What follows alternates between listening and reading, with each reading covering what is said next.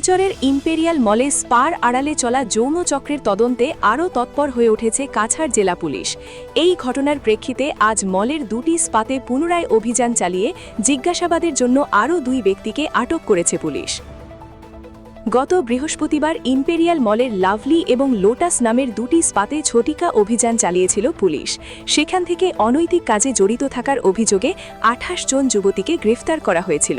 সেই ঘটনার সূত্র ধরেই আজ কাছাড় পুলিশের অপরাধ শাখার অতিরিক্ত পুলিশ সুপার রজত কুমার পলের নেতৃত্বে পুলিশের একটি বিশাল বাহিনী পুনরায় ইম্পেরিয়াল মলে হাজির হয়। পুলিশের দলটি মলের যেই 2টি রুমে স্পা চলছিল সেই রুমের মালিকদের ডেকে এনে দীর্ঘক্ষণ জিজ্ঞাসাবাদ চালায়। এরপরেই ঘটনার সঙ্গে যোগসূত্র থাকার সন্দেহে স্পা দুটির 2 জন সিকিউরিটি গার্ডকে আটক করে নিয়ে যায় পুলিশ। তদন্ত প্রসঙ্গে অতিরিক্ত পুলিশ সুপার রজত কুমার পল জানান, ইম্পেরিয়াল মলের স্পা কাণ্ডের তদন্ত অত্যন্ত জোরদারভাবে চালানো হচ্ছে। যেই 2টি স্পা থেকে 28 জন যুবতীকে গ্রেফতার করা হয়েছিল সেগুলির মালিকরা বর্তমানে পলাতক রয়েছে। আজ ঘটনার সঙ্গে জড়িত থাকার সন্দেহে জিজ্ঞাসাবাদের জন্য 2 জন সিকিউরিটি গার্ডকে আটক করা হয়েছে।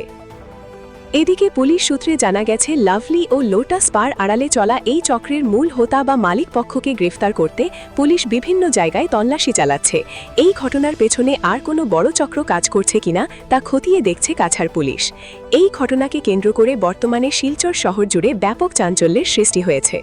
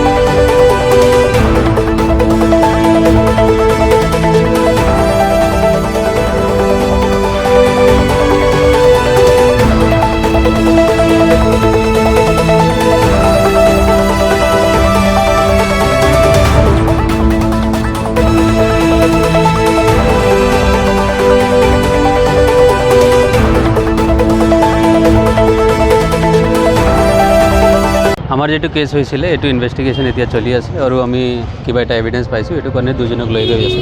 এতিয়া হোচপোচ কৰিম আৰু দেখা যাব যদি কিবা এটা ইনভলভমেণ্ট আছিলে, যদি আমি পাওঁ তাৰপিছত আমি লিগেল কাৰ্যবাহী কৰিম। এনেকুৱাই হয়। নাই, স্পাৰ মালিক নহয়, যেটো মানে একচুৱেল যেটো অ'নাৰ আছিলে স্পাৰ, এই অ'নাৰটো এতিয়া একেলগে পলাই আছিলে, এইটো আমি খোজ কৰি আছিলোঁ।